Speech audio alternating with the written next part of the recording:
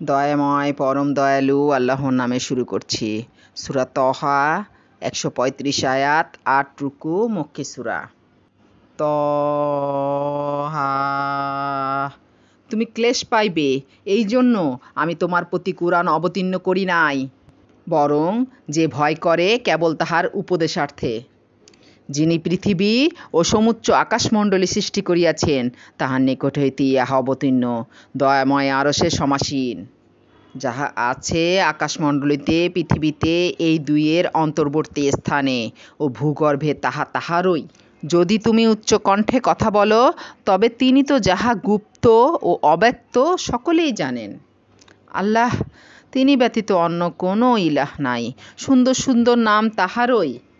মুসার বৃত্তান্ত তোমার নিকট পৌঁছিয়াছে কি? সে যখন আগুন দেখিল, তখন তাহার পরিবারবর্গকে বলিল, তোমরা এখানে থাকো, আমি আগুন দেখিয়াছি। সম্ভবত আমি তোমাদের জন্য উহা হইতে কিছু জ্বলন্ত অঙ্গার আনিতে পারিব, অথবা আমি আগুনের নিকটে কোনো পথনির্দেশ পাইব। অতঃপর যখন সে আগুনের নিকট আসিল, তখন আহ্বান করিয়া বলা হইল, হে মুসা, আমিই তোমার প্রতিপালক, অতএব তোমার পাদুকা খুলিয়া ফেলো, কারণ তুমি পবিত্র তুওয়া উপত্যকায় রহিয়াছ, এবং আমি তোমাকে মনোনীত করিয়াছি। অতএব যাহা ওহী প্রেরণ করা হইতেছে, তুমি তাহা মনোযোগের সহিত শ্রবণ করো। আমি আল্লাহ, আমা ব্যতীত কোনো ইলাহ নাই, অতএব আমার ইবাদত করো এবং আমার শরণার্থে সালাত কায়েম করো। কিয়ামত অবশ্যম্ভাবী। আমি ইহা গোপন রাখিতে চাহি, যাহাতে প্রত্যেকেই নিজ কর্মানুযায়ী ফল লাভ করিতে পারে। সুতরাং যে ব্যক্তি কিয়ামতে বিশ্বাস করে না ও নিজ প্রবৃত্তির অনুসরণ করে, সে যেন তোমাকে উহাতে বিশ্বাস স্থাপনে নিবৃত্ত না করে। নিবৃত্ত হইলে তুমি ধ্বংস হইয়া যাইবে। হে মুসা, তোমার দক্ষিণ হস্তে উহা কি? সে বলিল, উহা আমার লাঠি। আমি ইহাতে ভর দেই এবং ইহা দ্বারা আঘাত করিয়া আমি আমার মেষপালের জন্য বৃক্ষপত্র ফেলিয়া থাকি, এবং ইহা আমার অন্যান্য কাজেও লাগে। আল্লাহ বলিলেন, হে মুসা, তুমি ইহা নিক্ষেপ করো। অতঃপর সে উহা নিক্ষেপ করিল, সঙ্গে সঙ্গে উহা সাপ হইয়া ছুটিতে লাগিল। তিনি বলিলেন, তুমি ইহাকে ধরো, ভয় করিও না, আমি ইহাকে ইহার পূর্বরূপে ফিরাইয়া দিব। এবং তোমার হাত তোমার বগলে রাখো, ইহা বাহির হইয়া আসিবে নির্মল উজ্জ্বল হইয়া, অপর এক নিদর্শন স্বরূপ। ইহা এই জন্য যে আমি তোমাকে দেখাইব আমার মহানিদর্শনগুলির কিছু। ফিরআউনের নিকট যাও, সে তো সীমালঙ্ঘন করিয়াছে। মুসা বলিল, হে আমার প্রতিপালক, আমার বক্ষ প্রশস্ত করিয়া দাও এবং আমার কর্ম সহজ করিয়া দাও, আমার জিহ্বার জড়তা দূর করিয়া দাও, যাহাতে উহারা আমার কথা বুঝিতে পারে। আমার জন্য করিয়া দাও একজন সাহায্যকারী আমার স্বজনবর্গের মধ্য হইতে, আমার ভ্রাতা হারুনকে, তাহা দ্বারা আমার শক্তি সুদৃঢ় করো ও তাহাকে আমার কর্মে অংশী করো, যাহাতে আমরা তোমার পবিত্রতা ও মহিমা ঘোষণা করতে পারি প্রচুর এবং তোমাকে স্মরণ করিতে পারি অধিক। তুমি তো আমাদের সম্যক দ্রষ্টা। তিনি বলিলেন, হে মুসা, তুমি যাহা চাহিয়াছ তাহা তোমাকে দেওয়া হইল, এবং আমি তো তোমার প্রতি আরও একবার অনুগ্রহ করিয়াছিলাম, যখন আমি তোমার মাতাকে জানাইয়াছিলাম যাহা ছিল জানাইবার, যে তুমি তাহাকে সিন্ধুকের মধ্যে রাখো, অতঃপর উহা দরিয়ায় ভাসাইয়া দাও, যাহাতে দরিয়া উহাকে তীরে ঠেলিয়া দেয়। উহাকে আমার শত্রু ও উহার শত্রু লইয়া যাইবে।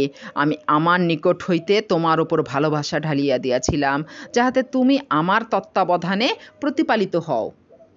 যখন তোমার ভগ্নী আসিয়া বলিল, আমি কি তোমাদিগকে বলিয়া দিব কে এই শিশুর ভার লইবে, তখন আমি তোমাকে তোমার মায়ের নিকট ফিরাইয়া দিলাম, যাহাতে তাহার চক্ষু জুড়ায় এবং সে দুঃখ না পায়, এবং তুমি এক ব্যক্তিকে হত্যা করিয়াছিলে, অতঃপর আমি তোমাকে মনোপীড়া হইতে মুক্তি দেই।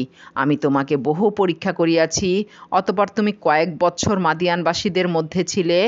হে মুসা, ইহার পরে তুমি নির্ধারিত সময়ে উপস্থিত হইলে, এবং আমি তোমাকে আমার নিজের জন্য প্রস্তুত করিয়া লইয়াছি।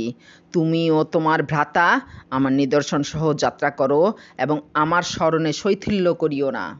তোমরা উভয়ে ফিরআউনের নিকট যাও, সে তো সীমালঙ্ঘন করিয়াছে। তোমরা তাহার সহিত নম্র কথা বলিবে, হয়তো সে উপদেশ গ্রহণ করিবে অথবা ভয় করিবে। তাহারা বলিল, হে আমাদের প্রতিপালক, আমরা আশঙ্কা করি সে আমাদের ওপর বাড়াবাড়ি করিবে অথবা অন্যায় আচরণে সীমালঙ্ঘন করিবে। তিনি বলিলেন, তোমরা ভয় করিও না, আমি তো তোমাদের সঙ্গে আছি, আমি শুনি ও আমি দেখি। সুতরাং তোমরা তাহার নিকট যাও এবং বলো, আমরা তোমার প্রতিপালকের রাসূল, সুতরাং আমাদের সহিত বনী ইসরাইলকে যাইতে দাও এবং তাহাদিগকে কষ্ট দিও না।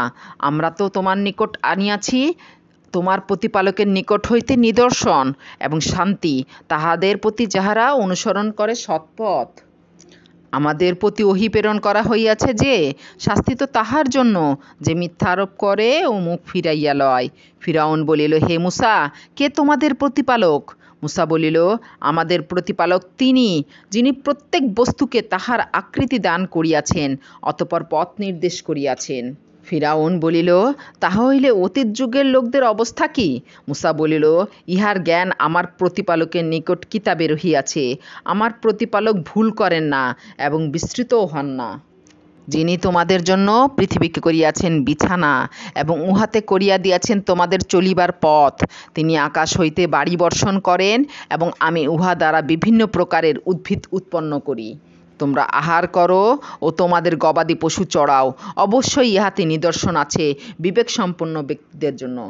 আমি মৃত্তিকা হইতে তোমাদিগকে সৃষ্টি করিয়াছি, উহাতেই তোমাদিগকে ফিরাইয়া দিব এবং উহা হইতে পুনর্বার তোমাদিগকে বাহির করিব। আমি তো তাহাকে আমার সমস্ত নিদর্শন দেখাইয়াছিলাম, কিন্তু সে মিথ্যা আরোপ করিয়াছে ও অমান্য করিয়াছে। সে বলিল, হে মূসা, তুমি কি আমাদের নিকট আসিয়াছ তোমার জাদু দ্বারা আমাদিগকে আমাদের দেশ হইতে বহিষ্কার করিয়া দিবার জন্য? আমরাও অবশ্যই তোমার নিকট উপস্থিত করিব ইহার অনুরূপ জাদু। সুতরাং আমাদের ও তোমার মধ্যে নির্ধারণ করো এক নির্দিষ্ট সময় এক মধ্যবর্তী স্থানে, যাহার ব্যতিক্রম আমরাও করিব না এবং তুমিও করিবে না। মূসা বলিল, তোমাদের নির্ধারিত সময় উৎসবের দিন এবং যেই দিন পূর্বাহ্নে জনগণকে সমবেত করা হইবে। অতঃপর ফিরআউন উঠিয়া গেল এবং পরে তাহার কৌশলসমূহ একত্র করিল, অতঃপর আসিল। মূসা উহাদিগকে বলিল, দুর্ভোগ তোমাদের, তোমরা আল্লাহর প্রতি মিথ্যা আরোপ করিও না, করিলে তিনি তোমাদিগকে শাস্তি দ্বারা সমূলে ধ্বংস করিবেন। যে মিথ্যা উদ্ভাবন করিয়াছে সেই ব্যর্থ হইয়াছে। উহারা নিজেদের মধ্যে নিজেদের কর্ম সম্বন্ধে বিতর্ক করিল এবং উহারা গোপনে পরামর্শ করিল। উহারা বলিল, এই দুইজন অবশ্যই জাদুকর, তাহারা চাহে তাহাদের জাদু দ্বারা তোমাদিগকে তোমাদের দেশ হইতে বহিষ্কৃত করিতে এবং তোমাদের উৎকৃষ্ট জীবন ব্যবস্থা ধ্বংস করিতে। অতএব তোমরা তোমাদের জাদুক্রিয়া সংহত করো, অতঃপর সারিবদ্ধ হইয়া উপস্থিত হও এবং যে আজ জয়ী হইবে সেই সফল হইবে। উহারা বলিল, হে মূসা, হয় তুমি নিক্ষেপ করো অথবা প্রথমে আমরাই নিক্ষেপ করি। মূসা বলিল, বরং তোমরাই নিক্ষেপ করো। উহাদের জাদু প্রভাবে অকস্মাৎ মূসার মনে হইল উহাদের দড়ি ও লাঠিগুলি ছুটাছুটি করিতেছে। মূসা তাহার অন্তরে কিছু ভীতি অনুভব করিল। আমি বলিলাম, ভয় করিও না, তুমিই প্রবল। তোমার দক্ষিণ হস্তে যাহা আছে তাহা নিক্ষেপ করো। উহারা যাহা করিয়াছে তাহা গ্রাস করিয়া ফেলিবে। উহারা যাহা করিয়াছে তাহা তো কেবল জাদুকরের কৌশল। জাদুকর যেথায় আসুক সফল হইবে না। অতঃপর জাদুকরেরা সিজদাবনত হইল ও বলিল, আমরা হারুন ও মূসার প্রতিপালকের প্রতি ঈমান আনিলাম। ফিরআউন বলিল, কি আমি তোমাদিগকে অনুমতি দেওয়ার পূর্বেই তোমরা মূসাতে বিশ্বাস স্থাপন করিলে? দেখিতেছি সে তো তোমাদের প্রধান, সে তোমাদিগকে জাদু শিক্ষা দিয়াছে। সুতরাং আমি তো তোমাদের হস্তপদ বিপরীত দিক হইতে কর্তন করিবই এবং আমি তোমাদিগকে খর্জুর বৃক্ষের কাণ্ডে শূলবিদ্ধ করিবই এবং তোমরা অবশ্যই জানিতে পারিবে আমাদের মধ্যে কাহার শাস্তি কঠোরতর ও অধিক স্থায়ী। আমাদের নিকট যে স্পষ্ট নিদর্শন আসিয়াছে তাহার ওপর এবং যিনি আমাদিগকে সৃষ্টি করিয়াছেন তাহার ওপর তোমাকে আমরা কিছুতেই প্রাধান্য দিব না। সুতরাং তুমি করো যাহা তুমি করিতে চাহো। তুমি তো কেবল এই পার্থিব জীবনের ওপর কর্তৃত্ব করিতে পারো।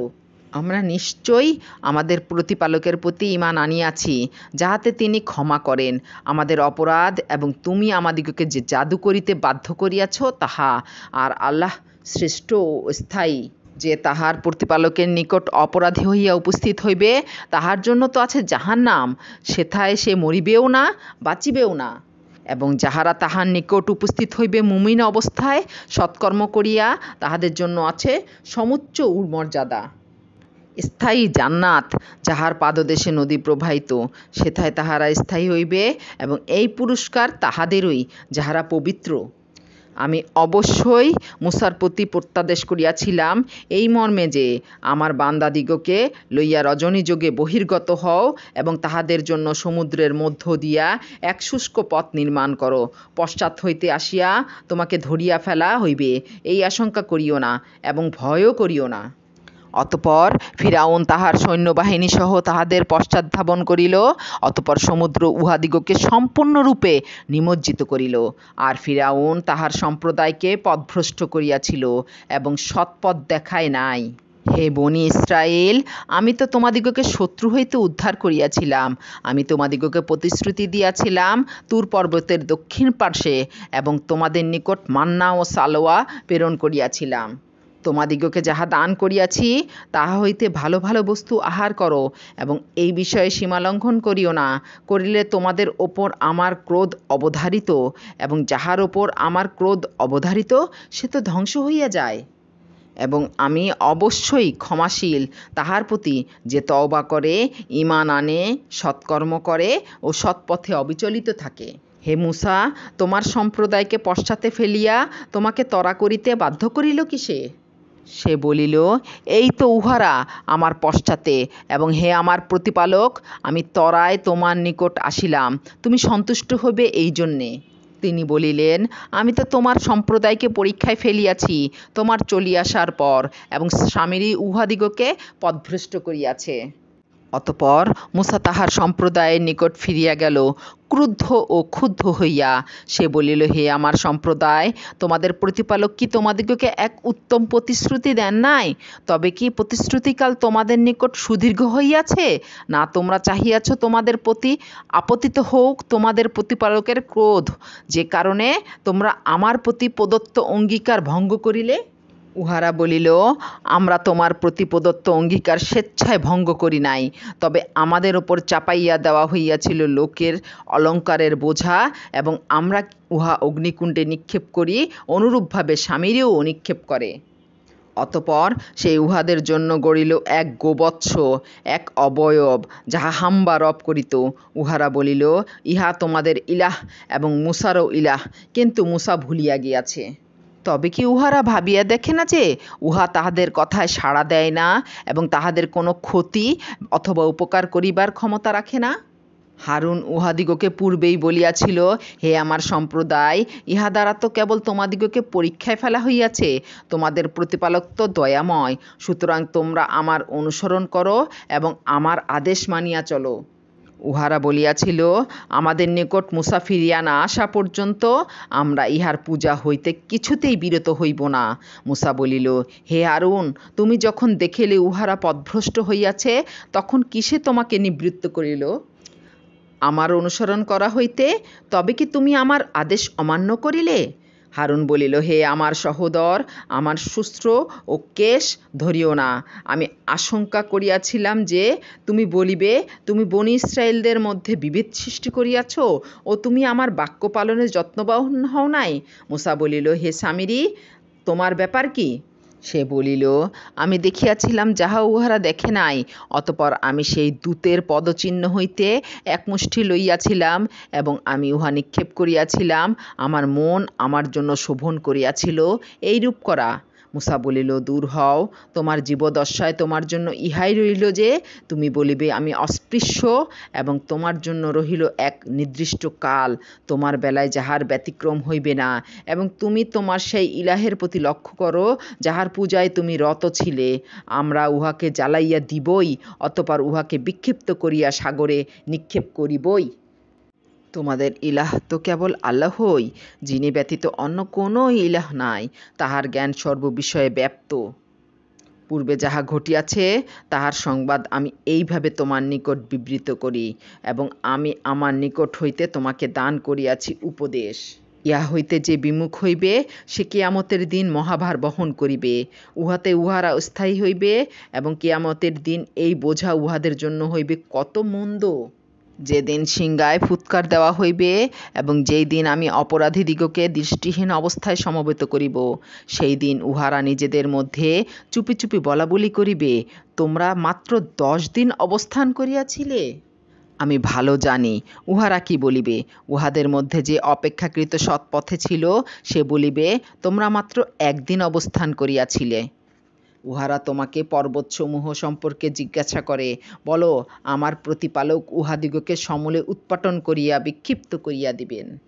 অতঃপর তিনি উহাকে পরিণত করিবেন মসৃণ সমতল ময়দানে, যাহাতে তুমি বক্রতা ও উচ্চতা দেখিবে না।